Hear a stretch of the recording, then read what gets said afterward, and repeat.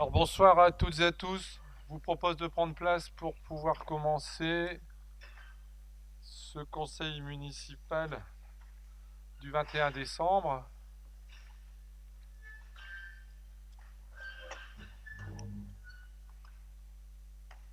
Merci.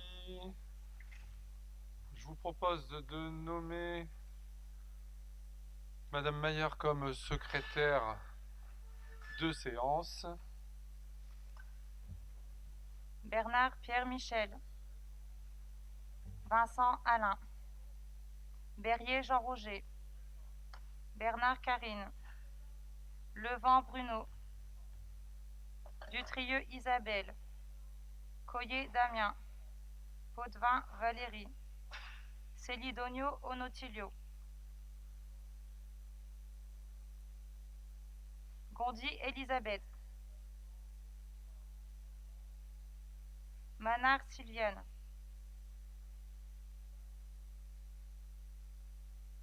Tétini Aldo, Hénin Daniel, Renoncourt Claude, Bavkov Francine, Delbove Nicole,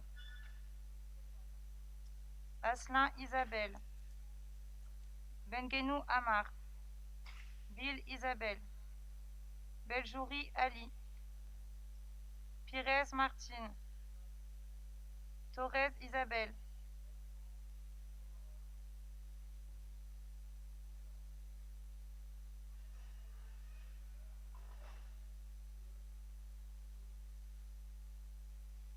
Kenouf Nathalie, Messager Patrick, De Gogh Cédric, Gandao Régis, Choquet Christine, Moradi Cyril, Frémery Eric, Walran Edith, Malo Peggy, Mayer Lolita, présente, Jajam Hamid. Merci. Alors nous avons quelques communications. Comme vous pouviez vous en douter, je vais y avoir les communications qui sont en lien avec les différents recours qui avaient été émis après les élections municipales de mars 2020. Deux recours de M. Fering pour annuler, donc le premier pour annuler les élections électorales du 15 mars sur la commune d'Anzin, et le deuxième c'était pour prononcer l'inéligibilité de M. Pierre-Michel Bernard. Et il y avait ensuite un recours donc de M. Bernard contre M. Fering pour prononcer son éligibilité aux fonctions de conseiller municipal de la commune d'Anzin. Le tribunal administratif a donc décidé le 17 décembre, avec notification à tous les élus et à la commune d'Anzin, la décision. Donc, tribunal administratif de Lille décide, article 1er, l'élection de M. Fering en qualité de conseiller municipal de la commune d'Anzin et de conseiller communautaire de la communauté d'agglo de Valency Métropole est annulée. M. Hamid Jamjam est proclamé élu en qualité de conseiller municipal de la commune d'Anzin. Article 3. Madame Edith Walran est proclamée élue en qualité de conseillère communautaire de la communauté d'agglo de Valenciennes Métropole. Article 4.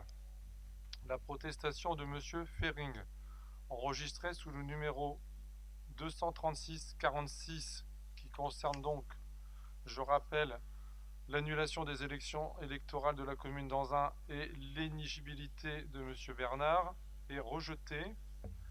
L'article 5, les conclusions de M. Bernard tendant à la condamnation de M. Fering à verser la somme de 1 500 € à titre de dommages et intérêts pour recours abusif sont rejetées.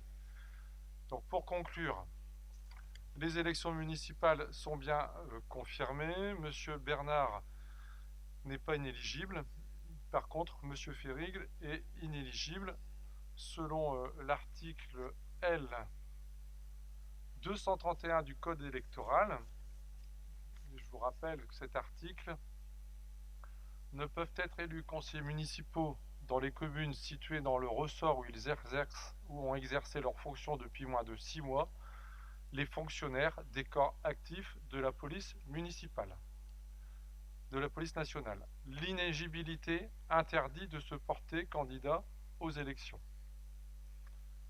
Le tribunal administratif a donc simplement appliqué ce qui existe dans le code électoral. Je souhaite donc la bienvenue à Monsieur Jamjam au sein de ce conseil municipal. Je voulais simplement préciser que la démocratie est respectée, on m'a évoqué certaines remontées d'informations qui circulent sur certains réseaux sociaux. La démocratie, c'est de respecter les textes. Je ne suis pas législateur et c'est pas la mairie dans un ou le maire dans un qui a décidé de l'inéligibilité de M. Vering. C'est bien les textes de loi qui s'appliquent et qui s'appliquent à chacun d'entre nous.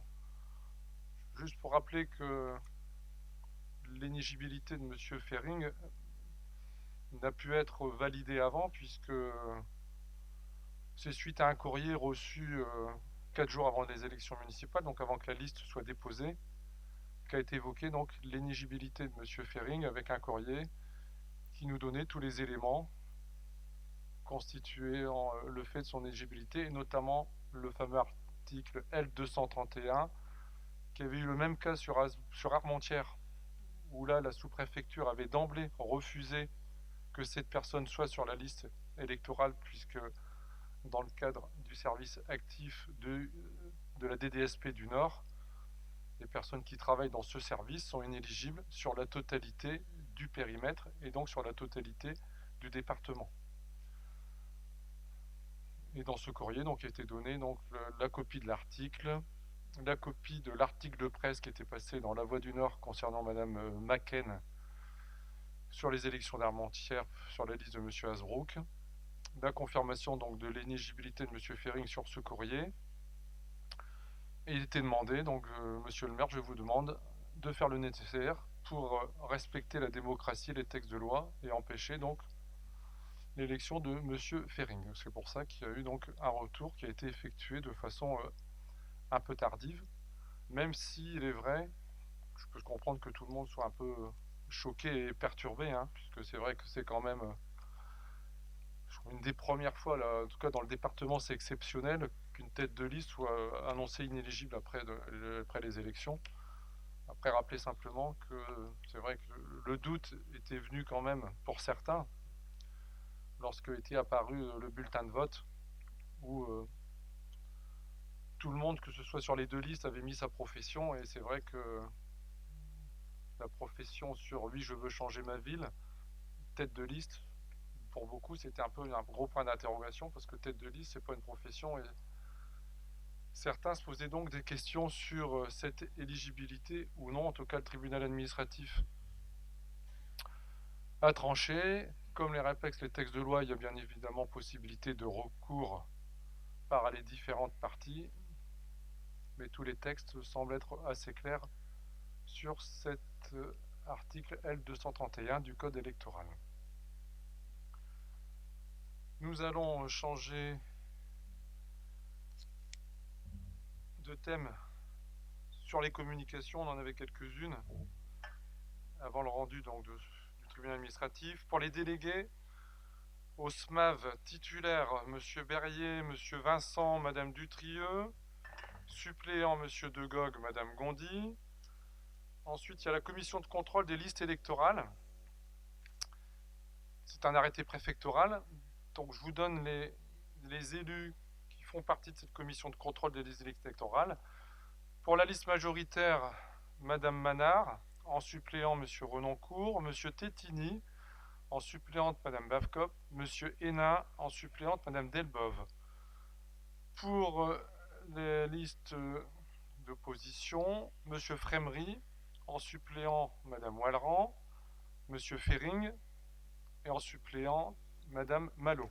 Donc bien évidemment, l'arrêté préfectoral, il y aura une modification qui interviendra.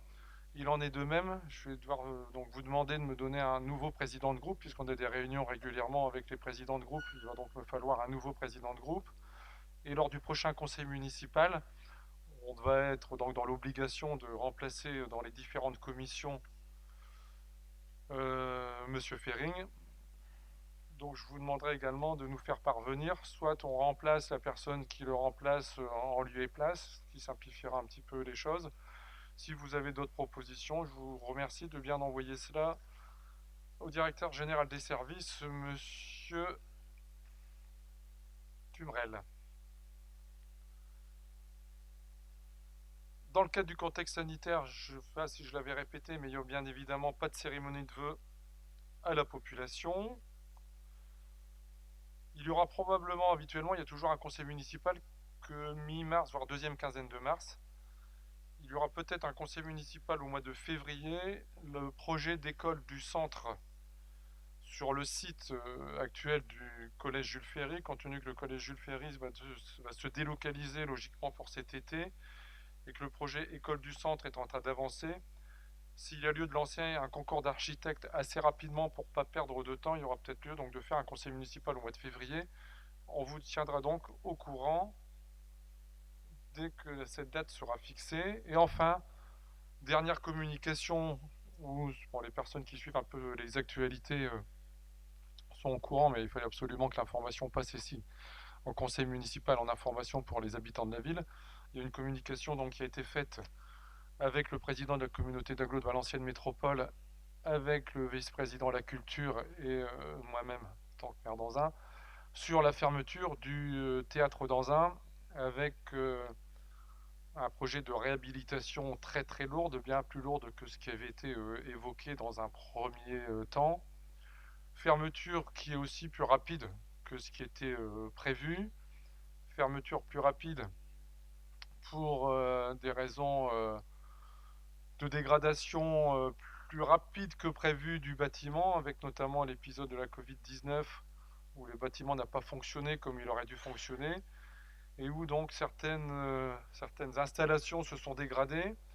Les grosses différences de température qu'on a eues avec les étés très chauds, les deux derniers étés, avec donc un problème au niveau des bétons qui sont en train de s'écarter entre les ailes latérales et le bâtiment principal du théâtre, qui a créé des grosses fuites sur les toitures terrasses, et ensuite une pièce qui est tombée en panne au mois d'octobre au niveau du SSI, du système de sécurité incendie, pièce maîtresse dans le SSI qui est non remplaçable puisque ce matériel n'est plus fabriqué et qui a donc nécessité de fermer dans un premier temps le théâtre.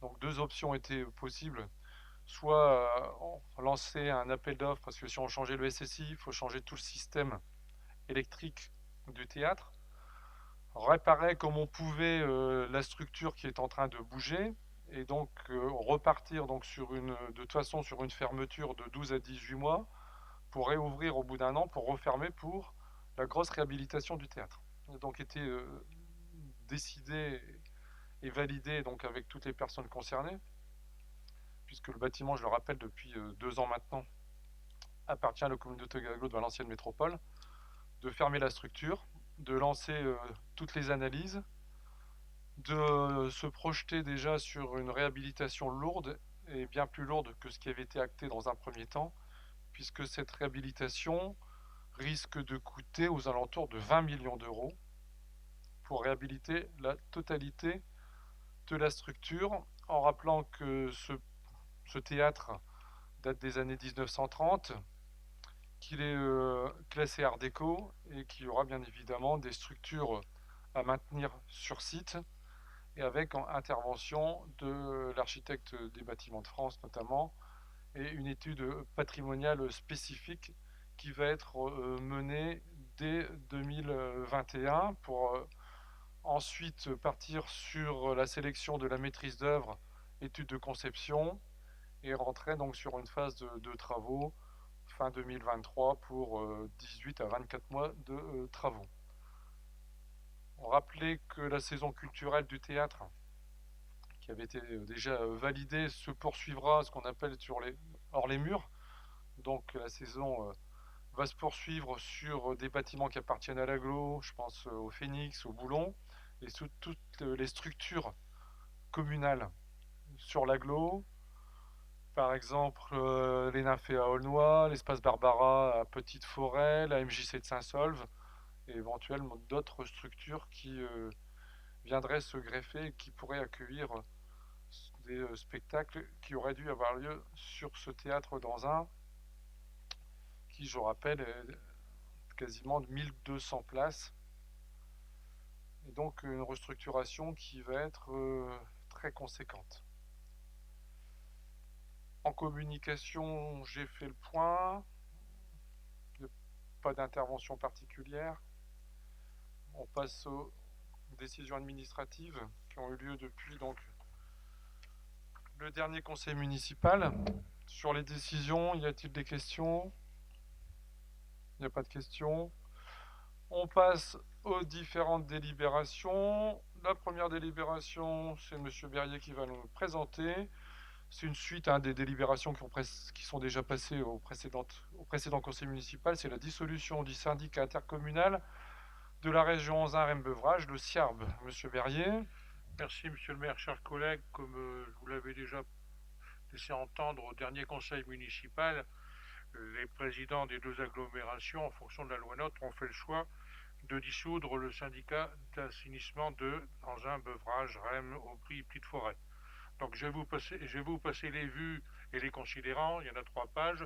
Je pense que vous avez eu tout le loisir de les lire et je passerai directement à la conclusion de cette délibération, à savoir la dissolution du syndicat, l'adhésion pour la CAPH de la ville de Rhême au Cian-Siden à Noréade et l'adhésion pour la CAVM des communes d'Anzin, Petite Forêt, Aubry et Beuvrages au SMAV de Valenciennes.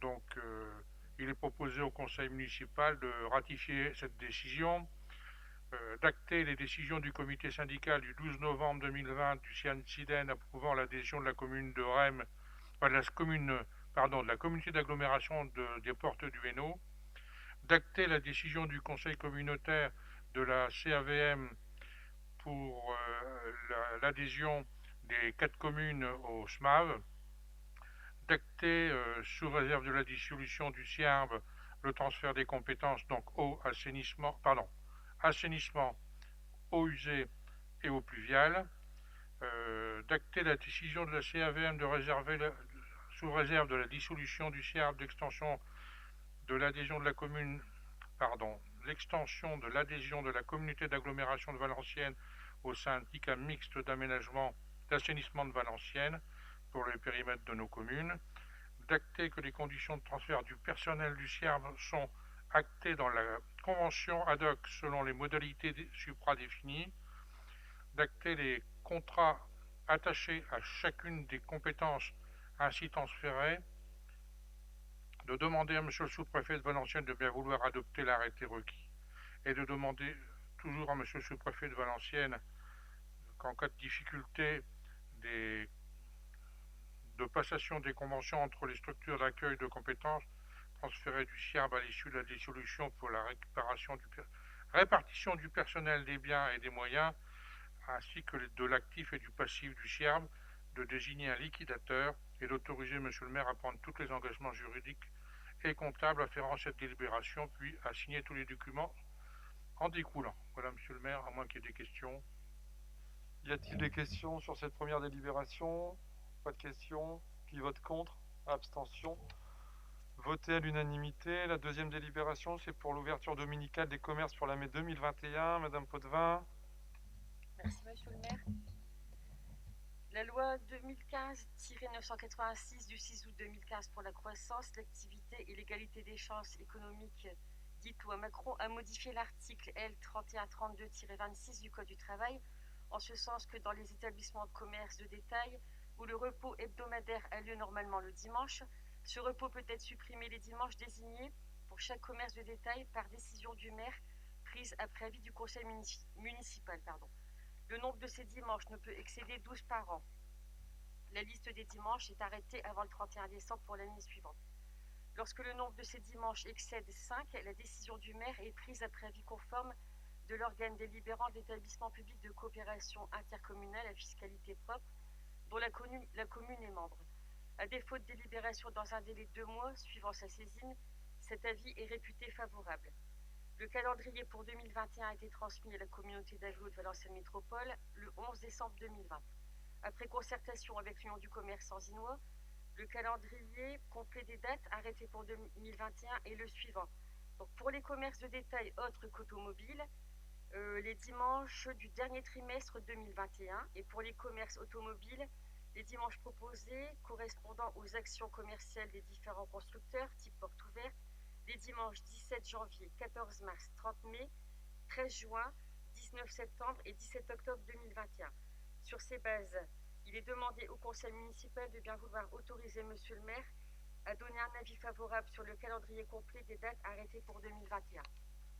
Merci. Bon, délibération classique depuis quelques années maintenant. Je pense qu'il n'y a pas de questions. Qui vote contre? Abstention? Voté d'unanimité. La troisième délibération, c'est la mise en place d'un dispositif d'aide au loyer. Donc c'est la première délibération qui est plus une délibération de principe, puisque c'est la région qui a compétence. Et donc vous aurez donc une délibération lors d'un prochain conseil municipal pour rentrer plus dans le détail de la mise en application de cette aide au loyer. Madame Potvin? Oui, donc la ville d'Anzin, avec un potentiel fort en termes de visibilité et qui possède des atouts considérables, le tramway, parking gratuit sur l'ensemble de la ville, propice à son rayonnement, se trouve, comme beaucoup d'autres villes, confrontée à une désertification commerciale liée à l'émergence des centres commerciaux et des plateformes de vente en ligne, mais également à l'obligation drastique et coûteuse faite aux porteurs de projets pour la rénovation et la mise en conformité des locaux commerciaux. Pour réussir ce virage, l'accompagnement de futurs commerçants sera une donnée essentielle à sa réussite. Le plan de soutien au commerce local s'inscrit dans cette dynamique.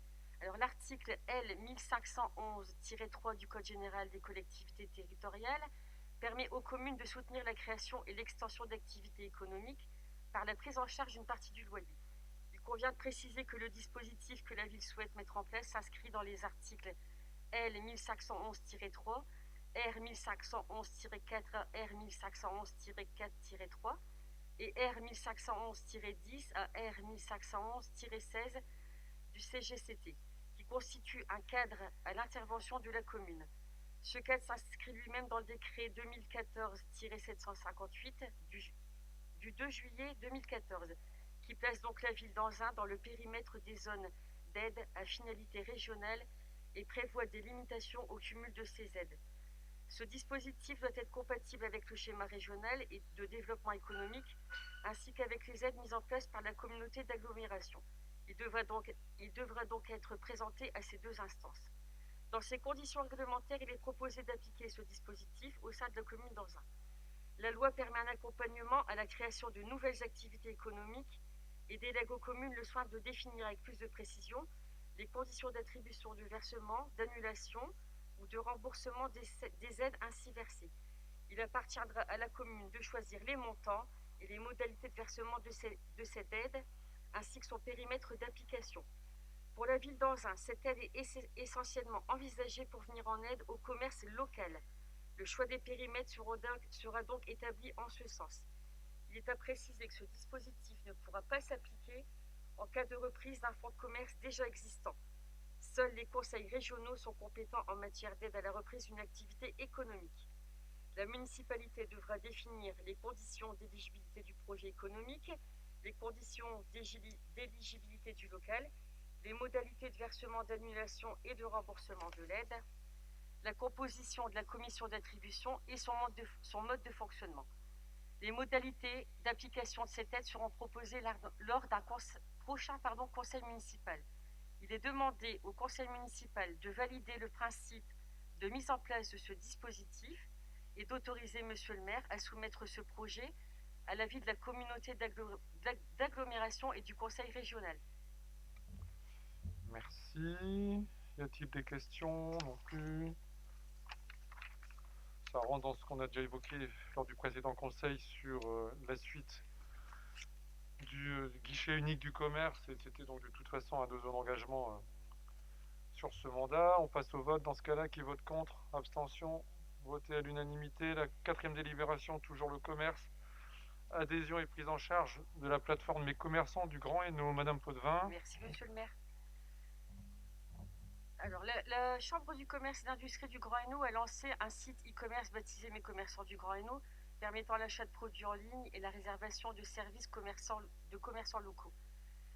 Alors, celle-ci revêt plusieurs objectifs qui sont d'améliorer la visibilité des commerçants sur Internet, lutter contre l'évasion commerciale vers la vente à distance hors territoire, favoriser la diversité des commerces et la redynamisation des centres-villes, accompagner les commerçants dans leur nécessaire et leur évolution, et défendre l'économie et l'emploi. Elle permet également de faire découvrir aux habitants les produits des entreprises près de chez eux, sur une plateforme unique, afin de leur donner envie de retourner dans les points de vente et générer à nouveau de l'actualité chez les commerçants.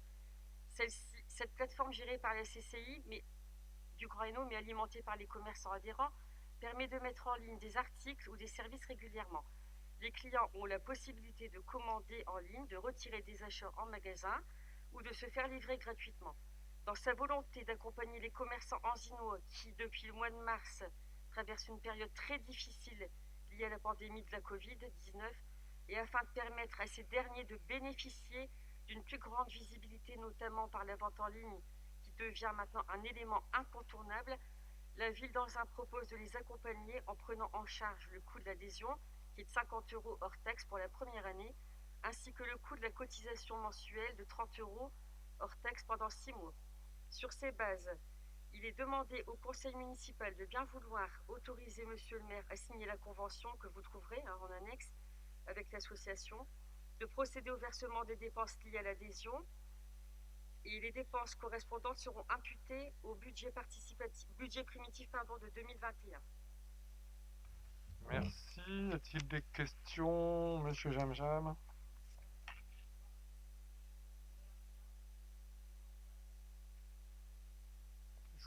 Attendez, on va essayer de vous passer un moyen de communication, c'est pour qu'au moins on vous entende.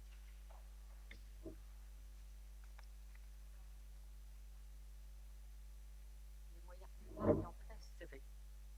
Vous m'entendez? C'est bon. Excusez-moi. Je voulais savoir un peu les moyens humains que la CCI met en place pour ce projet. La CCI propose une aide des moyens humains que mettent les communes. La CCI, aujourd'hui, suite à une négociation, si je puis dire, entre la ville de Valenciennes et la CCI Grand Hainaut, il a été remarqué que pour certains commerçants, c'était un petit peu difficile éventuellement d'aller exploiter cette plateforme. Donc, les communes ont, la commune de l'Agglo, une possibilité d'avoir une formation qui dure 2 à 3 heures par le biais de la CCI pour ensuite aller chez les commerçants qui sont intéressés pour leur expliquer un petit peu la mise en place de ce principe et aussi les aider pour mettre les photos et utiliser la plateforme CCI, mes commerçants du Grand Hainaut. Donc pour la ville d'Anzin, le référent et la personne qui va suivre ou qui a suivi, c'est donc monsieur Cazou qui est en charge du commerce.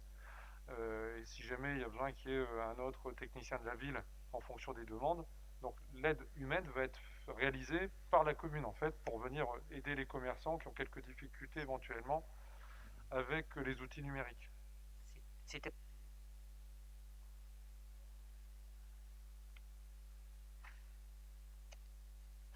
Et on a mis en place cette délibération parce que sinon il y avait un moment de battement entre le moment où nous avons annoncé cette aide et l'aide qui va être mise en place par l'Agglo qui ne sera effective qu'à partir du 1er janvier. Alors il y a déjà des commerçants qui viennent de s'inscrire avant l'annonce de l'Agglo et si on ne mettait pas cette délibération en place, ils avaient le droit à aucune aide.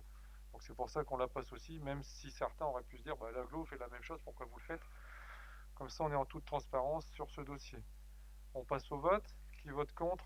Abstention? Voté à l'unanimité. La 5e délibération, même chose, je vais faire comme M. Berrier, même encore plus bref. Je ne vais pas vous lire la totalité de la délibération, c'est une mise en conformité des statuts de Valenciennes Métropole qui concerne essentiellement les transferts de compétences pour l'eau, l'assainissement, la loi GEMAPI et la loi NOTRe, et également compétences en gestion des eaux pluviales urbaines. Donc l'Agglo a dû modifier ses statuts liés donc à ces différents textes de loi. Il est donc demandé donc au conseil municipal d'acter la mise en conformité des statuts de la communauté d'Agglo de Valenciennes Métropole et de m'autoriser à notifier à la communauté d'agglo la mise en conformité de ces statuts et à prendre toutes mesures nécessaires à l'exécution de la présente délibération qui a déjà été présentée à l'agglo lors du dernier conseil communautaire. Je pense qu'il n'y a pas de questions. Qui vote contre? Abstention. Voté à l'unanimité. La 6e délibération concerne la modification de la grille des effectifs. Madame Bernard. Oui, merci Monsieur le maire. Donc, une stagiairisation, donc afin de continuer notre lutte contre l'emploi précaire, nous vous proposons de stagiairiser un agent dans son poste d'adjoint d'animation pour 32 heures par semaine. Changement de filière pour 2 agents qui ont émis le souhait de changer de filière car leurs missions ont évolué avec le temps. Ils pourront ainsi continuer leur formation et passer les concours ou évoluer plus conformément à leur poste. Donc un agent social veut atteindre le grade d'adjoint d'animation et un adjoint d'animation prend le grade d'adjoint administratif. Pour la direction des espaces publics, en concertation avec notre nouvelle directrice des espaces publics, nous proposons d'élargir le recrutement de son adjoint au grade de la filière technique, à savoir agent de maîtrise ou agent de maîtrise principale. Transfert du personnel du CCAS à la ville et inversement. Donc, suite à la refonte de l'organigramme et le passage du service logement de la ville au CCAS, il convient de réajuster les différentes affectations. Ainsi, 4 agents passeront de la ville vers le CCAS et 3 agents de la restauration notamment passeront à 100% sur la ville.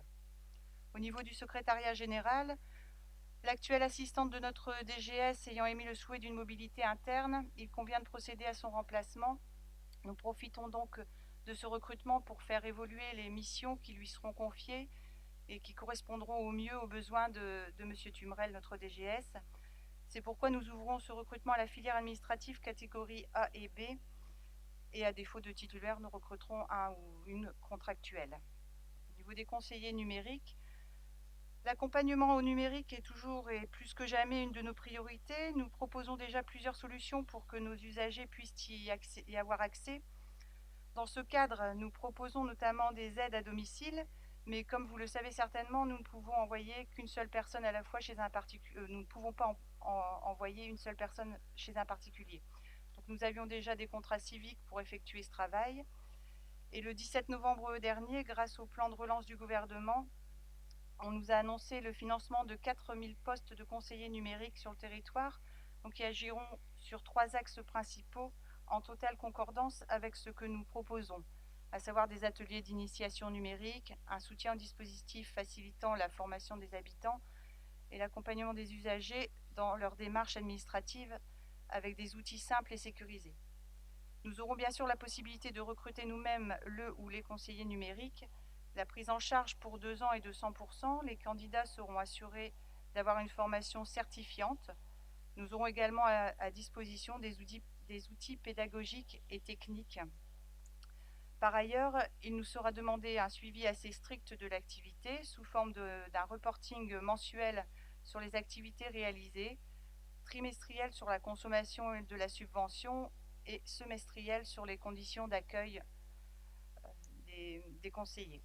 Donc, comme vous le voyez, c'est un poste très réglementé et suivi, mais qui s'inscrit pleinement dans notre programme. Compte tenu de toutes ces missions, nous recruterons sur un niveau Bac+2 pour un CDD de 2 ans à 35 heures par semaine. Nous sollicitons 2 postes de conseiller numérique. Sur ces bases, il est donc demandé au conseil municipal d'autoriser Monsieur le maire à candidater pour devenir structure accueillante de 2 conseillers numériques, à signer la convention avec l'État et à créer les postes correspondants, ainsi que de procéder à la création et la suppression des différents postes évoqués depuis le début de cette délibération. Merci. Y a-t-il des questions? Pas de questions. On passe au vote. Qui vote contre? Abstention. Voté à la majorité. La 7e délibération, on passe sur l'emploi. Signature d'une convention portant sur la collecte des encombrants et le vidage des corbeilles avec l'association C2RI. Monsieur Célidonio. Merci, monsieur le maire. Donc, à travers le service emploi et le CCAS, la ville d'Anzin veut s'engager avec l'association C2RI Donc, dans une démarche d'insertion sociale et professionnelle à viser des personnes en difficulté, donc qui sont prioritairement résidentes sur la commune, qui sont durablement exclues du marché du travail ou qui rencontrent des difficultés d'accès ou de maintien dans l'emploi.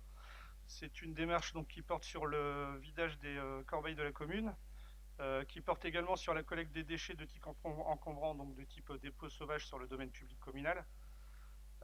Donc là, il convient quand même de rappeler que les déchets volumineux encombrants des ménages ne sont pas collectés avec les ordures ménagères et qu'ils font l'objet d'une collecte à part. Dans le but de rendre plus agréable le cadre de vie des habitants, il est proposé par la municipalité de mettre en place une collecte spécifique réglementée et donc de définir une convention dont les conditions de collecte sont les suivantes. Donc la collecte des déchets de type encombrant sur les surfaces du domaine public communal effectuée par le maillon C2RI, donc les mardis et vendredis de chaque semaine. Le vidage des corbeilles de la commune effectué les mardis et vendredis de chaque semaine. Les axes principaux sont réalisés le mardi et le tour complet de la commune le vendredi, sauf les parcs et les corbeilles biflux. Donc les corbeilles biflux, c'est le tri sélectif. Pour veiller au respect des engagements de chacun, donc il y aura des comités de suivi trimestriels qui vont être organisés, on aura des bilans intermédiaires également qui seront élaborés, et un bilan final d'action. Pour permettre de mener à bien l'objectif, donc pour permettre à C2RI de mener à bien cet objectif, la ville d'Anzin attribue aux tributaires du concours financier sous forme d'une participation dont le montant est fixé au titre de l'année 2021, donc du 1er janvier au 31 décembre, une somme de 39 520 €. Et donc sur ces bases, il est demandé au conseil municipal de bien vouloir autoriser monsieur le maire à signer la présente convention avec l'association C2RI et de lui verser la somme de 39 520 € au titre de l'année 2021, conformément aux dispositions détaillées dans la convention. Merci. Y a-t-il des questions? Pas de questions, on passe au vote. Qui vote contre? Abstention. Vote à l'unanimité, comme pour la délibération 6. Je dis majorité, mais c'est à l'unanimité. La 8e délibération, subvention à Citeo pour l'action médiation au milieu scolaire. C'est aussi une délibération qui revient régulièrement. Monsieur Celidonio. Oui, donc c'est une subvention qui à la Citeo. Donc la Citeo, c'est une association qui est spécialisée dans la médiation sociale. L'association propose en 2020 la reconduction de son action de médiation en milieu scolaire dans le cadre des financements du Fonds interministériel de prévention de la délinquance. C'est une action qui vise à faire face à la montée de la violence et du harcèlement scolaire. C'est une action qui contribue aussi à la lutte contre l'absentéisme et le décrochage scolaire, donc par l'intermédiaire du renforcement du lien école-famille-acteurs sociaux. Et donc ça garantit également la continuité territoriale dans l'éducation et la citoyenneté et les actions de prévention. Donc tout cela en complément des efforts fournis par la communauté éducative sur ces thématiques. Sont concernés les établissements scolaires donc suivant le collège Jules Ferry et l'école J.R. Voltaire. Les objectifs généraux sont de sensibiliser les élèves et les parents d'élèves à la médiation sociale et de développer ou rétablir une relation école-famille apaisée. Donc c'est aussi un des objectifs est aussi d'écouter, de dialoguer, de désamorcer les situations conflictuelles en temps réel ou en temps différé. Donc tout cela par des techniques de médiation. Un des autres objectifs est de développer les liens entre les sites scolaires et leur environnement et d'impulser ou participer au développement d'actions en lien avec les partenaires et plus globalement l'écosystème local. L'action médiation au milieu scolaire s'inscrit, comme je le disais, sur le fonds, dans le cadre du Fonds interministériel de prévention de la délinquance 2020. Le budget prévisionnel de l'action pour 2020 était le suivant. Donc en détail, l'État contribuait à hauteur de 5 212 €.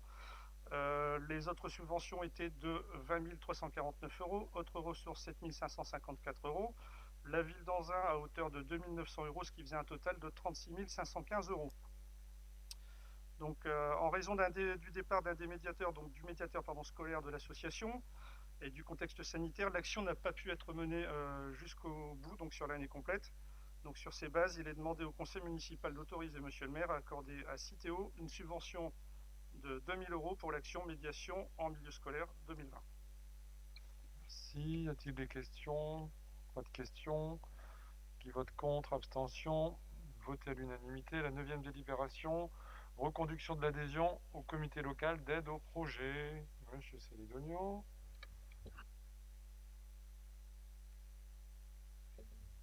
dans le cadre de ces actions jeunesse et pour inciter la participation des jeunes à la vie de la cité, l'OVJS, donc l'Office valenciennois de jeunesse et des sports, apporte une aide technique et financière aux jeunes de 16 à 30 ans pour réaliser donc leurs projets par le biais d'un comité local d'aide au projet, donc le CLAP.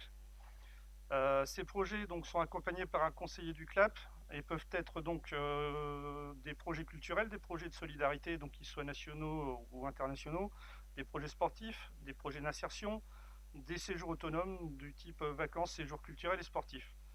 Ne peuvent faire l'objet d'une demande de subvention les projets qui entrent dans le cadre d'études ou de formation, les projets qui sont portés par une structure ou une association, la participation à des activités qui ne sont pas l'initiative des jeunes, donc du type stage sportif, linguistique, BAFA, séjour organisé, etc., ou l'achat de matériel d'investissement à l'exception de projets d'insertion. Le montant de cette adhésion donc, est fixé par le comité intercommunal. Il peut être redéfini en fonction de la situation financière du CLAP. Actuellement, c'est une participation qui s'élève à 15 centimes d'euros par habitant, quelle que soit la date d'entrée de la commune dans le dispositif. Cette convention a une durée de 3 ans, et donc elle pourra se renouveler par reconduction express une fois pour la même période. La résiliation anticipée est toutefois possible, donc par l'une ou par l'autre des parties, à condition que soit dénoncée la convention avant le 1er septembre de l'année civile en cours et être à jour de sa participation. Toute modification qui pourra intervenir sur la convention feront l'objet d'un avenant au cours du second semestre de l'année en cours pour une application sur l'année N+1. Sur ces bases, donc, il est demandé au conseil municipal de bien vouloir autoriser monsieur le maire à signer la nouvelle convention avec l'OVJS et les éventuels avenants et de donner un avis favorable à la nomination de madame Francine Bafcop en tant que représentant de la commune au sein du CLAP. Les crédits nécessaires à l'action sont prévus au budget primitif 2021. Merci. Même chose, y a-t-il des questions? Pas de questions. On passe au vote. Qui vote contre? Abstention. Voté à l'unanimité. La 10e délibération, toujours monsieur Célidonio, demande de subvention pour l'action 1 pour tous, tous pour la ville. Donc l'action 1 pour tous, tous pour la ville s'inscrit dans la dynamique du plan de relance 2020 en faveur des quartiers prioritaires de la politique de la ville. Donc les dispositifs quartier d'automne et quartier solidaire. Donc ce sont des dispositifs qui permettent le soutien d'actions qui doivent répondre aux enjeux qui sont nés de la crise sanitaire. Donc en lien avec ces enjeux qui ont été identifiés de participation citoyenne, l'action 1 pour tous, tous pour la ville est proposée dans ce cadre et elle porte sur les objectifs suivants. Donc un retour, favoriser le retour en formation ou en emploi des jeunes en situation de décrochage à travers l'acquisition de savoirs et de compétences de base nécessaires à l'insertion sociale et professionnelle à travers la réalisation d'une démarche co-design citoyen. Un des autres objectifs est donc de valoriser également la capacité des jeunes à agir en tant que citoyens engagés au service du territoire et des habitants. L'action s'inscrira en complément de l'accompagnement socio-éducatif dont bénéficient les jeunes, déjà, par exemple les actions de chantier éducatif avec le CAPEP. À l'issue de l'action, 8 jeunes se verront financer leur permis de conduire intégralement. C'est ce qui constitue une condition essentielle à leur autonomie, à leur inscription dans un parcours social positif. Cette action est financée à hauteur de 100% par l'État. Et donc, sur ces bases, il est demandé au conseil municipal d'autoriser monsieur le maire à solliciter auprès de l'État une subvention exceptionnelle de 11 120 € pour l'action 1 pour tous, tous pour la ville. Merci. Y a-t-il des questions? On passe au vote. Qui vote contre? Abstention. Voté à l'unanimité. La 11e délibération, demande de subvention pour l'action l'équilibre des 3C. Monsieur Célidonio. Alors les 3C, c'est cœur, cerveau, corps. Le département du Nord a appelé une initiative parentalité qui vise à impulser et coordonner les actions de soutien à la parentalité en prévention des difficultés et des ruptures familiales. Dans ce cadre, est proposée cette action pour renouer les liens parents-enfants. Et cette action doit permettre aux enfants d'identifier et d'exprimer leurs émotions et aux parents de les écouter, de les comprendre et d'y répondre également. Le but est de trouver ensemble, donc parents et enfants, des solutions co-construites, donc des solutions qui sont adaptées, de les mettre en pratique au quotidien. C'est une action qui s'adresse aux parents et aux enfants de 2 à 12 ans. Les situations qui sont traitées dans ce cadre donc sont variées. Ça peut être des situations de violence, de rivalité donc dans la fratrie, des crises d'opposition, des problèmes liés au deuil et au divorce. Donc c'est une action qui prend la forme de groupes d'échange, donc des groupes d'échange entre parents et des ateliers parents-enfants. C'est des séances qui sont animées par un professionnel de la parentalité, de la communication non violente et de l'analyse transactionnelle. Donc c'est des groupes de parole. Le coût total, prévisionnel de cette action est de 7 280 €. Et sur ces bases, il est demandé au conseil municipal d'autoriser monsieur le maire à solliciter une subvention de 4 500 € pour l'action L'équilibre des 3C auprès du département du Nord. Merci. Y a-t-il des questions? Pas de questions. Qui vote contre? Abstention, voté à l'unanimité. Bon, alors je félicite les services. Là, sur tout ce qui est politique de la ville, démocratie participative, aucune question, donc c'est que tout est clair et que l'élu référent a bien exposé ses délibérations. Félicitations à vous tous. La 12e délibération, passe associatif. On va un peu changer d'interlocuteur. Exercice 2020-2021, subvention complémentaire, monsieur Vincent. Merci monsieur le maire. Donc le pass associatif, comme vous savez, ça fait une délib qui arrive tous les ans maintenant depuis quelques années. Donc la ville finance et aide les Ancinois à s'inscrire dans les associations sportives ou autres en donnant une aide à hauteur de 50% du montant de la licence, si c'est un club sportif, ou 50% du coût de l'adhésion à la limite de 25 €, sur une hauteur de 50 €. Donc vous avez la liste des associations qui ont fait la demande pour leurs adhérents, donc qui est jointe. Donc aujourd'hui, il y a 59 personnes qui peuvent bénéficier de ce pass, en sachant que l'aide c'est qu'une seule fois, donc pour un montant de 1191,50 €. Donc voilà, donc sur ces bases, il est proposé au conseil de pouvoir attribuer et verser des subventions complémentaires aux associations comme indiqué dans le tableau ci-joint. Ne participe pas au vote et quitte la salle les personnes qui sont membres actifs ou qui bénéficient de cette subvention. Donc il y a Madame Dutrieux, Madame Quenouf, Madame Choquet et Madame Pires. Voilà.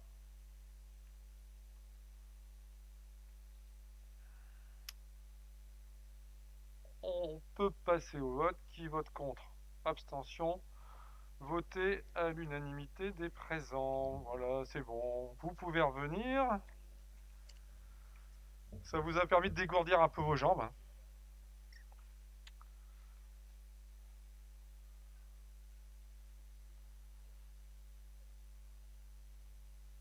La 13e délibération, ce sera toujours monsieur Vincent.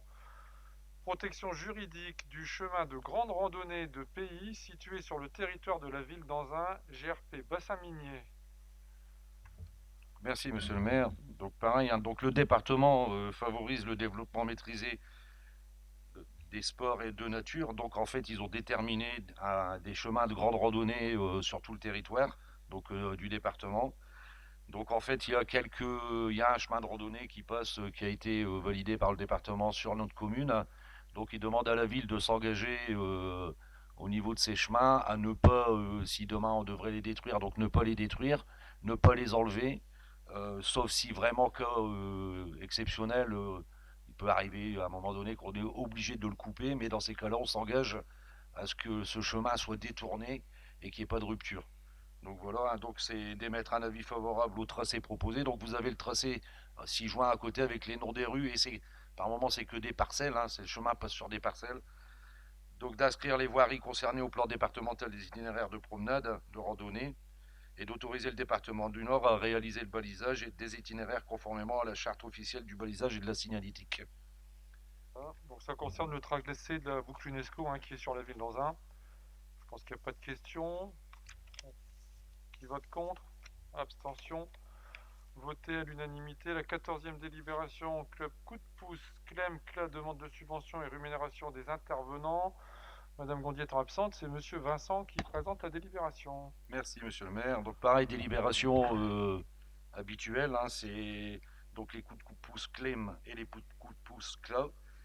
Donc, en fait, cette année, pour 2020-2021, il y aurait 4 clubs coups de pouce Club.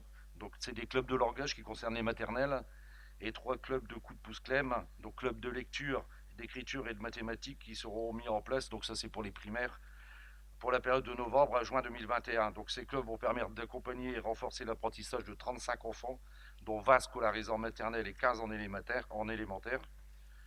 Donc chacun de ces 7 clubs sera doté d'intervenants et accueillera 5 enfants 4 soirs par semaine. Donc il est proposé de fixer la rémunération des intervenants. Donc pour les enseignants au taux plafond tel qu'est prévu par décret numéro 66-787 du 14 octobre 1966 relatif à la rémunération de certains travaux supplémentaires effectués par des instituteurs en dehors de leur service normal, et pour le personnel non enseignant au taux plafond des études surveillées prévu par le décret numéro 96-80 du 30 janvier 1996. Donc ça concerne 8 professeurs des écoles de classe normale, 4 auxiliaires de vie et un accompagnant d'élèves en situation de handicap, donc AESH, interviendront en tant que personnel non enseignant. Donc le budget prévisionnel de cette action s'élève à, comme vous avez le détail, à 28 300 €, donc répartis avec les fournitures 1 500 €, l'adhésion annuelle 2 800 € et la rémunération du personnel 24 000 €. À savoir que c'est une action qui n'est pas financée complètement par la ville, hein, puisque vous avez le financement derrière. Donc la ville à hauteur de 8 610 € pour la ville d'Anzin, de 13 440 € pour le groupement d'intérêt public Réussite éducative et 6 250 € par l'éducation nationale, donc c'est la prise en charge directe des rémunérations. Donc dans ce cadre, il est proposé de mettre en place un dispositif coup de pouce matérialisé par 4 clubs, coup de pouce club langage, et 3 clubs coup de pouce Clem, club lecture, d'écriture et de mathématiques à l'école de la République pour l'année scolaire 2020-2021.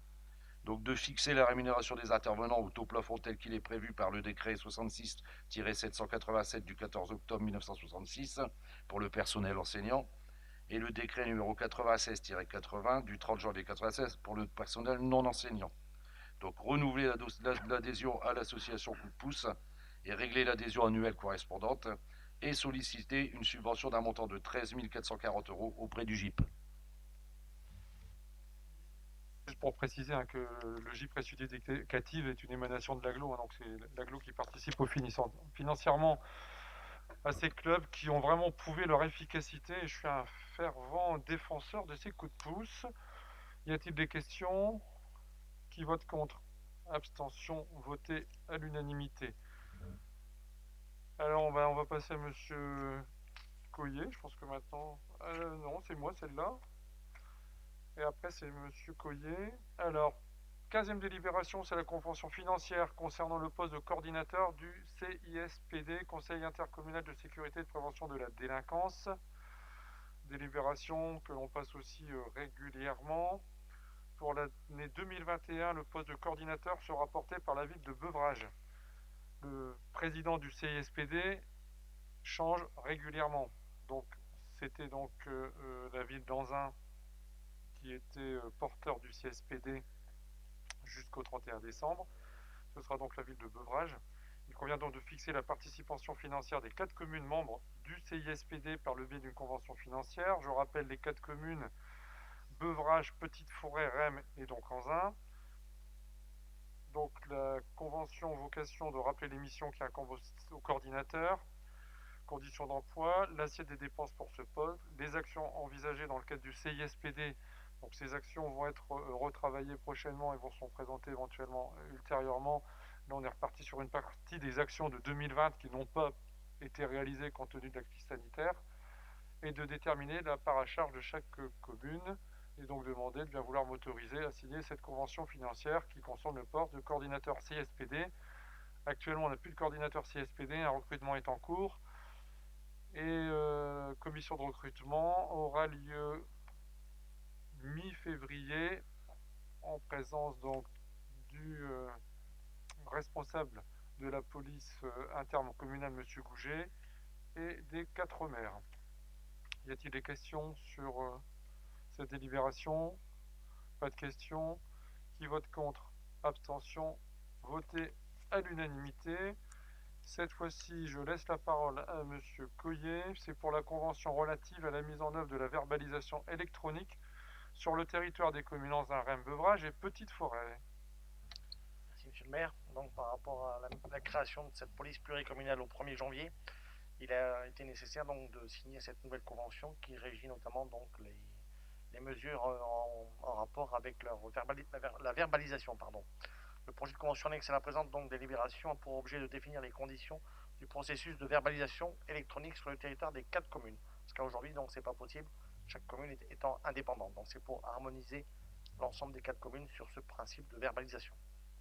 Ça permettra donc aux policiers municipaux de verbaliser sur les 4 communes, ce qui n'est pas le cas pour l'instant, et la police sera effective à partir du 4 janvier. Y a-t-il des questions? On passe au vote. Qui vote contre? Abstention? Voté à l'unanimité. La 17e délibération, c'est la mise en place d'un contrat groupe d'assurance statutaire avec le Centre de gestion de la fonction publique territoriale du Nord, le CDG 59. Monsieur Coyer. Oui, donc effectivement, donc mise en place pour une nouvelle convention à minima, sachant que par la suite on pourra toujours interroger d'autres assurances pour réévaluer à la hausse les prestations.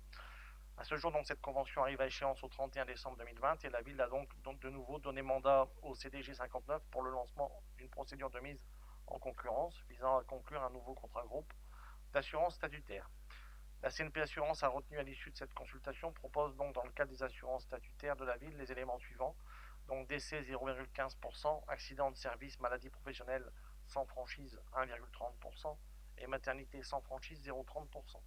Ça nous fait un taux global de 1,75% de la masse salariale contre antérieurement donc ce qui était fixé à 3,5% dans le contrat actuel qui comportait également de la garantie longue maladie et longue durée. Sur ces bases, il est donc demandé au conseil municipal d'autoriser monsieur le maire à signer cette convention avec le contrat groupe statutaire CDG 59. Y a-t-il des questions? Pas de questions. Qui vote contre? Abstention? Voté à l'unanimité. La 18e délibération en caisse des écoles, c'est l'ajustement de la subvention 2020. Monsieur Coyer. Oui, donc c'est une régularisation pour 2020. Donc il a été constaté donc au niveau du budget de la caisse des écoles, donc compte tenu du contexte sanitaire, il a été empêché de réaliser un séjour de classe de neige qui a réduit donc de manière importante les dépenses de cet exercice au niveau de la caisse des écoles.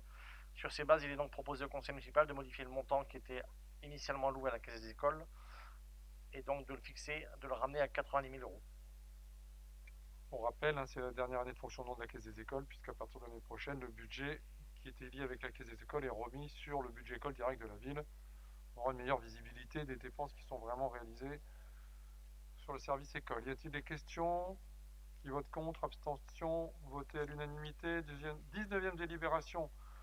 Sollicitation du dispositif Fratrie pour la mise en place d'une chaufferie bois à l'école Tavernier. Monsieur Coyer. Merci monsieur le maire. Donc ce front donc Fratrie donc accompagne les collectivités territoriales sur plusieurs formes et selon 7 projets cadres. Le premier, c'est de développer les énergies renouvelables et fatales.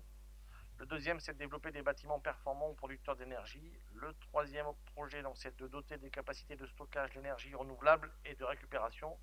Quatrième principe, déployer les réseaux intelligents. Cinquième, développer l'innovation dans le domaine des mobilités. Sixième, s'appuyer sur de nouveaux modèles économiques et de consommation. Et enfin, le septième, consolider les stratégies régionales, accompagner les stratégies climatiques et énergétiques territoriales et leur démarche d'amplification de la troisième révolution industrielle et la transition énergétique et écologique. Alors à ce titre, la commune d'Anzin souhaite solliciter donc ce fonds Fratrie dans le cadre de la mise en place de la chaufferie bois suite à la réhabilitation de l'école maternelle Bertrand Tavernier.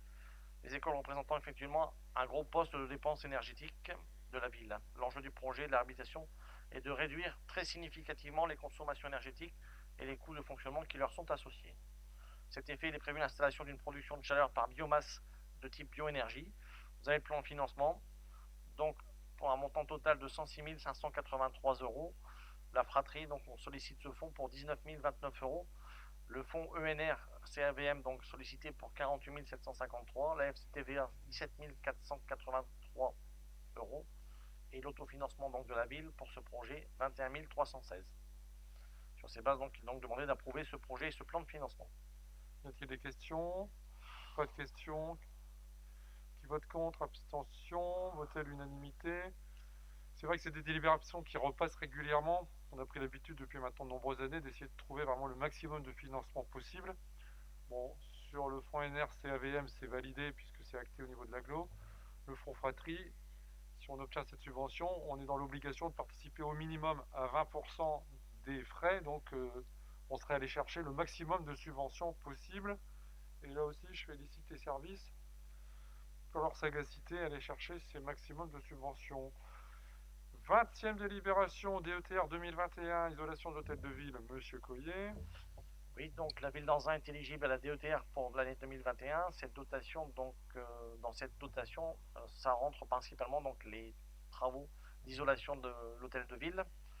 Donc cette isolation de l'hôtel de ville est composée de deux parties. Une partie historique qui date de 1874, qui regroupe les salles de mariage, salons d'honneur et bureaux sur 3 niveaux. Et il y a une extension derrière en structure béton qui est édifiée dans les années 50, qui regroupe les services de la ville et du CCAS accueillant du public sur un niveau 1. Ces deux parties ont fait l'objet de travaux de mise en conformité réalisés avec le concours de l'État ces dernières années. L'ensemble des menuiseries de la partie historique a été remplacé en 2017 dans le cadre de l'appel à projet Territoire et énergie positive. Une rampe d'accès aux services publics et au CCAS pour les personnes à mobilité réduite sur la partie récente a été construite en 2020. Cette réalisation a permis de mettre la mairie aux normes d'accessibilité conformément donc à l'agenda d'accessibilité. Ce projet a été soutenu par la DETR 2019. Néanmoins, donc, l'hôtel de ville doit faire l'objet d'importants travaux, notamment l'isolation de la partie récente qui affiche des performances énergétiques en deçà de la réglementation. Le projet a donc pour objectif d'améliorer dans un premier temps les performances énergétiques de la partie récente qui concourra à l'atteinte des objectifs présentés dans le cadre du plan climat de la CAVM. Les travaux réalisés consistent principalement au remplacement de l'ensemble des menuiseries, l'isolation des murs par l'extérieur à l'aide d'un bardage en bois ou en matériaux composites et enfin la suppression des dômes. Donc le plan de financement qui vous est proposé donc pour un montant total de 483 411 €. Travaux escomptés à ce niveau-là pour 376 980. Maîtrise d'œuvre pour 16 000. CT SPS pour 7 029 €. Tolérance et aléas 2 833 €. Et pour équilibrer donc la DETR 2021 qui vous est sollicitée pour 180 279 €. Le FCTVA en complément pour 79 298 € et l'autofinancement de la ville pour équilibrer le tout à hauteur de 222 833, soit un total pour ce projet, je le répète, de 483 411 €. Merci. Y a-t-il des questions? Non. Passe au vote. Qui vote contre? Abstention? Voté à l'unanimité. La 21e délibération, elle passe tous les ans. C'est le contrat de prêt Agence France Locale, garantie annuelle 2021. Monsieur Coyer. Oui, ben vous avez tout dit, monsieur le maire. C'est pour le renouvellement de l'adhésion à cette agence qui nous aide précieusement dans notre finance et aller chercher des taux intéressants au niveau des financements quand nous en avons besoin. Donc c'est une cotisation annuelle, ça date de 2015, la première qui vous avait été présentée en décembre 2015. Donc présentation des modalités générales de fonctionnement de la garantie. Donc la garantie a pour objet de garantir certains engagements de l'agence France Locale, des emprunts obligataires principalement, à la hauteur de l'encours de dette du membre auprès de l'agence France Locale. Bénéficiaire, la garantie est consentie au profit des titulaires, donc la ville en fait partie. Le montant correspond à tout moment et ce quel que soit le nombre ou les volumes des emprunts souscrits par le membre auprès de l'agence France Locale, au montant de son encours de dette, principal intérêt couru et non payé, et éventuellement accessoire, le tout dans la limite du montant principal emprunté au titre de l'ensemble des crédits consentis par l'agence France Locale à la ville d'Anzin qui n'ont pas été totalement amortis. La durée donc maximale de la garantie correspond à la durée du plus long emprunt détenu par le membre auprès de l'agence France Locale, quelle que soit l'origine des prêts détenus, augmentée de 45 jours. Voilà, il y a des conditions de mise en garantie, et sinon donc voilà, c'est pour vous présenter ce qui avait été initialement présenté le 21/12/2015. Merci Monsieur Coyer. Je pense qu'il n'y aura pas de questions sur ces délibérations. Qui vote contre? Abstention? Voté à l'unanimité. La 22e délibération, c'est la fixation des taux d'imposition pour 2021.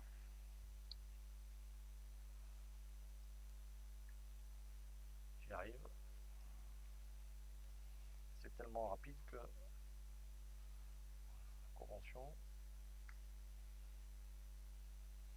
Ce qu'il faut savoir, c'est que les taux ne bougent pas depuis 2009. Ça fait 12 ans donc que les taux restent inchangés. C'est un choix de la municipalité de Monsieur le maire pour préserver le pouvoir d'achat des Anzinois.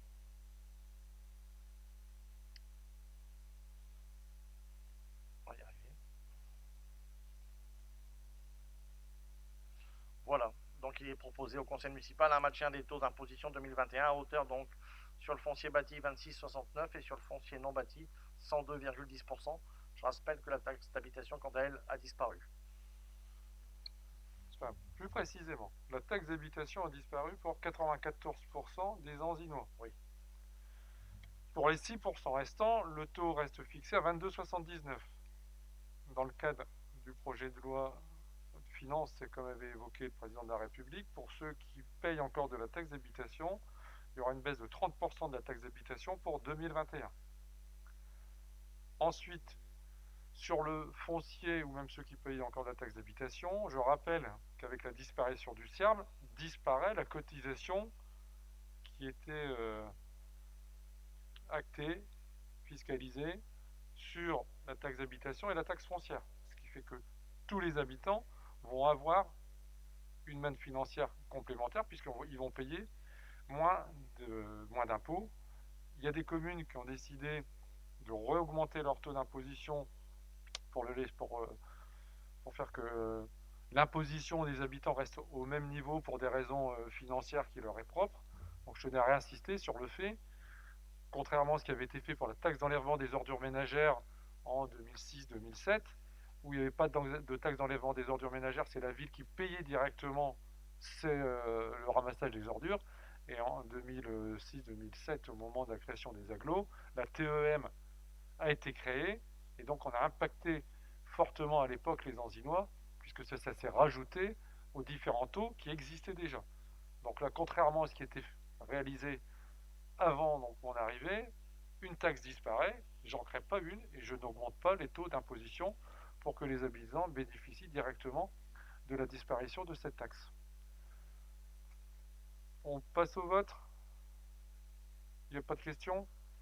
Qui vote contre? Abstention? Voté à l'unanimité. La 23e délibération, décision modificative numéro 1, budget ville 2020. Petite décision modificative, Monsieur Coyer. Effectivement, oui, c'est la première donc. Au niveau investissement, donc en dépenses réelles nouvelles, donc une minoration au niveau de la cité du Mont-de-la-Veine de 165 000 € en moins, ce qui était prévu. Par contre, donc chauffage du centre de technique communale 55 000 de plus, installation d'alarme anti-intrusion dans 2 écoles 11 550 de plus, licence Microsoft et certificat électronique 35 150. Logiciel de visionnage vidéoprotection, c'est une mise à jour, 24 276 €. Ajustement budget matériel informatique, 24 276 €. Ça change de poste comptable en fait.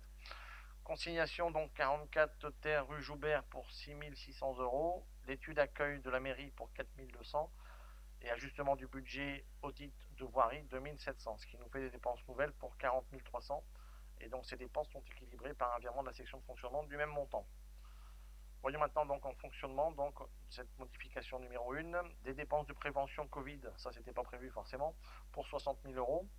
Protection civile dépistage Covid, 1100 €. Mutualisation DRNI, 123 941 €. Hausse contribution Sacré-Cœur, 16 200. Baisse de la subvention à la caisse des écoles, 90 000, on en a évoqué précédemment. Aide au commerce, donc 16 000 €. Ajustement du budget alimentation, moins 15 000, à cause du Covid forcément. Travaux d'office, 36 rue donc des Fusiliers et 7 rue Malissard pour 60 000 €. Et mutualisation donc DNI pour 123 000, c'est ce qu'on a trouvé donc au précédent poste comptable. Ce qui nous fait donc un sous-total de 47 300. Et donc pour équilibrer, remboursement d'arrêt 60 000 €, droit de mutation donc 70 000 €. Ajustement DPV 83 000 en moins et moins de recettes en restauration, moins 30 000. Et donc au total, ça s'équilibre à hauteur de 7 000 €. Merci. Y a-t-il des questions sur cette DM? Pas de questions. Qui vote contre? Abstention. Voté à l'unanimité. On attaque la 24e délibération qui concerne donc le budget primitif 2021. Monsieur Coyer. On va vous présenter donc dans le détail ce budget primitif. Pour commencer en prélude, donc la section de fonctionnement s'élève à 19 131 974 contre 18 845 868 en 2020. La section d'investissement s'élève quant à elle à 6 422 810. contre 5 188 330, ce qui nous fait un budget total des deux sections de 25 554 784 euros. Voyons maintenant un peu plus dans le détail, si vous le voulez bien, les différentes sections.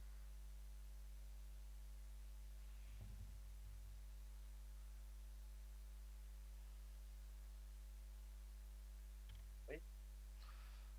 Alors on verra un peu plus dans le détail. D'abord on va par chapitre. Donc le chapitre 11, les charges à caractère général. Donc nous avons prévu pour 2021 3 765 245 euros. C'est 154 000 de plus que ce que nous avions prévu en 2020. Les charges de personnel et frais assimilés, nous avons tablé pour 2021 sur 10 509 000. C'est 52 000 euros seulement de plus que ce qui était prévu en 2020. Atténuation de charges et produits, 50 000 euros, ça ne change pas. Un nouveau chapitre qu'on n'avait pas utilisé depuis longtemps, donc dépenses imprévues, 70 000, c'est les dépenses Covid. Chapitre 65, autres charges de gestion courante, nous avons tablé sur 1 663 490 euros. C'est 135 000 de moins que ce que nous avions prévu en 2020. Les charges financières, les intérêts d'emprunt en fait, que nous remboursons, ça diminue parce que nous avons des taux fixes et des taux indexés sur le Euribor qui sont donc négatifs. Nous avons prévu 135 950 euros, donc c'est 12 000 euros de moins de charges financières que ce que nous avions prévu en 2020. Des charges exceptionnelles pour 41 800 euros, ce qui nous fait un total de la section de fonctionnement en dépenses de 16 235 000 euros, soit 148 000 de plus, à peine 1%.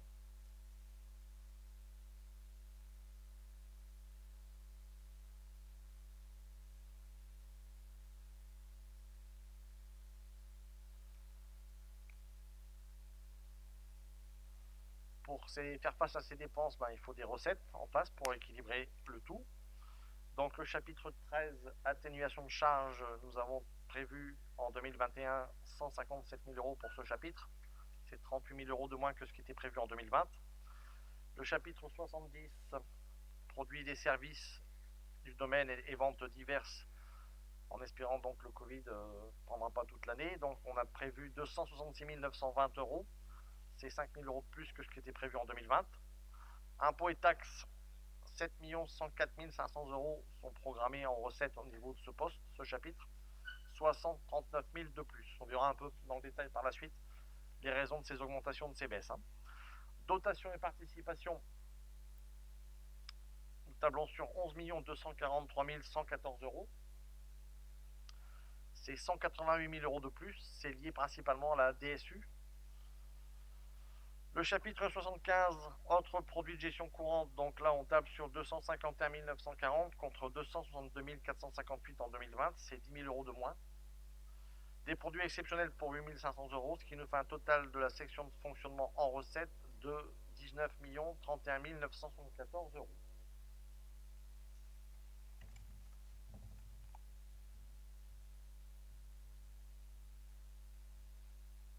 J'attends la régie.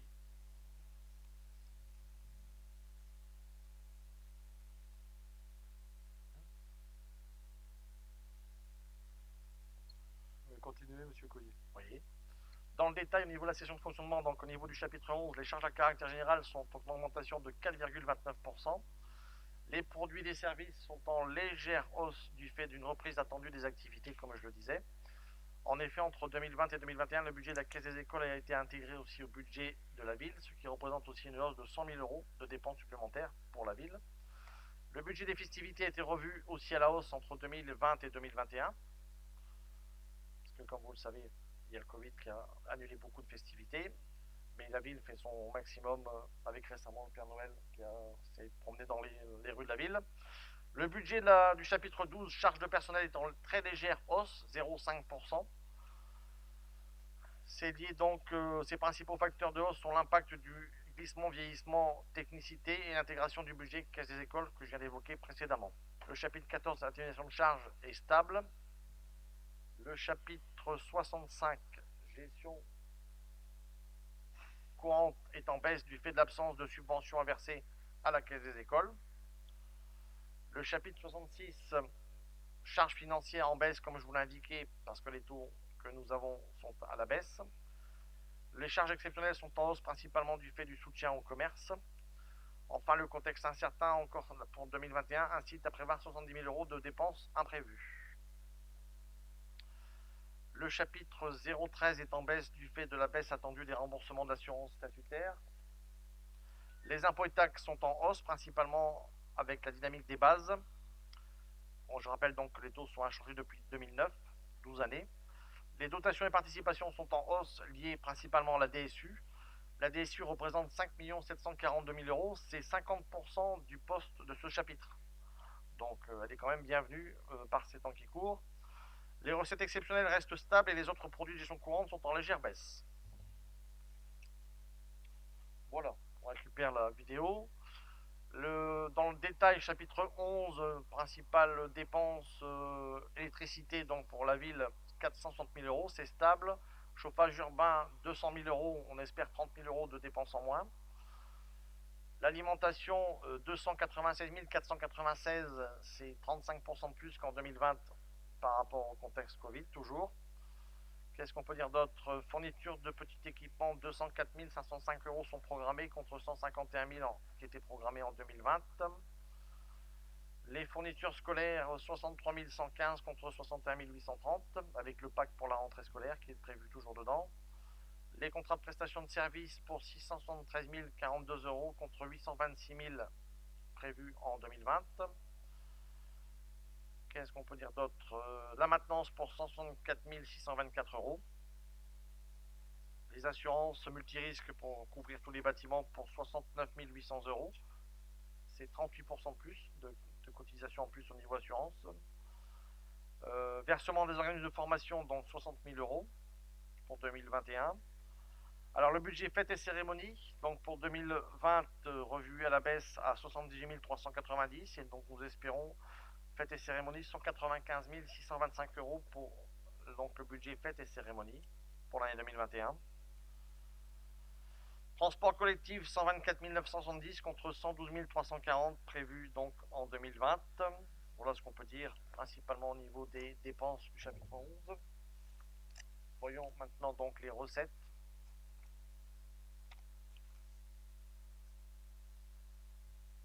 Voilà.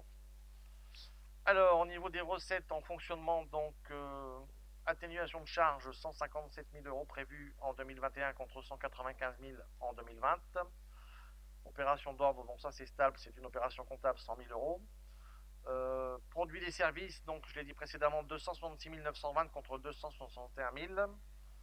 On tape surtout sur une redevance d'occupation du domaine public. Les droits de redevance services à caractère social, eux, sont en baisse de 7% et seraient en baisse, pardon. Et la redevance des droits et services périscolaires augmenterait suite à la reprise des écoles. Donc pour 15 886 €, soit 10% de plus que ce qui était prévu en 2020.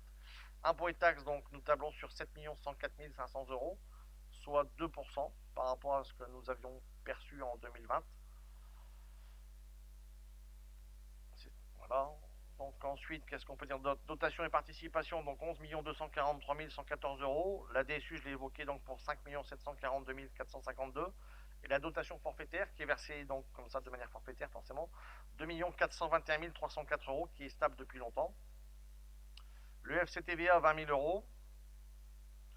La CAF pour 665 193 € contre 679 354 €. Les compensations diverses donc pour 504 599 et 45 000 €, elles sont stables. Dotation de développement urbain, donc par rapport aux travaux escomptés, donc pour 765 569, c'est 5% de moins que ce que nous avions prévu en 2020. Au niveau donc chapitre 75, autres produits de gestion courante, nous tablons sur 251 240 comme évoqué précédemment. Les revenus des immeubles, donc des loyers pour 157 000 €. Les autres produits divers de gestion courante pour 94 000 €. C'est 37 000 € de moins que ce que nous avions prévu en 2020. Des produits exceptionnels, ça c'est récurrent pour 8005. Alors au total, donc la session de fonctionnement, ça nous dégage un autofinancement brut de 2 700 796 488 €. C'est la différence entre ce que nous dépensons et ce que nous avons, soit une économie. Donc je rappelle que pour 2020, cet autofinancement brut était de 2 658 000. Donc on constate encore à ce niveau-là, au niveau de l'autofinancement, 5% de progression. Nous avons un graphique qui vous montre un peu les évolutions de cet autofinancement brut selon les différentes années. Et vous voyez que malgré le contexte, on se tient toujours au haut de l'échelle. Après donc avoir vu les fonctionnements, voyons un petit peu les investissements prévus. Alors d'abord les dépenses. Les dépenses d'investissement donc sont tablées pour 6 167 810 € en 2021. C'est 1 229 000 de plus que ce que nous avions prévu en 2020. Dotation et fonds divers 20 000 contre 60 000 en 2020. Emprunt et dette assimilée 1 4 800 € contre 1 700 € en 2020. C'est juste 4 100 € de plus. Dépenses d'équipement, donc là nous y voyons 5 143 010 €. C'est 1 265 000 de plus que ce qui était prévu en 2020 pour 3 877 000 €. Les recettes pour équilibrer ces dépenses d'investissement, donc 3 376 321 qui se décomposent donc 75 000 en immobilisation de cession, 625 000 en dotation et fonds divers, subvention d'investissement 154 435, 490 000 de subventions pour l'école maternelle Tavernier, 56 590 pour la subvention de la salle de musculation Stade Michel Bernard, et donc un recours à l'emprunt seulement de 1 975 296. C'est 40% de moins que ce que nous avions présenté lors du ROB. Nous étions à 3 158 000 pour équilibrer le tout. Maintenant on vous présente en image les différents projets d'investissement sur la ville. Donc il y a la cité éducative avec l'accord de convention donc avec l'État, avec Valenciennes et Anzin.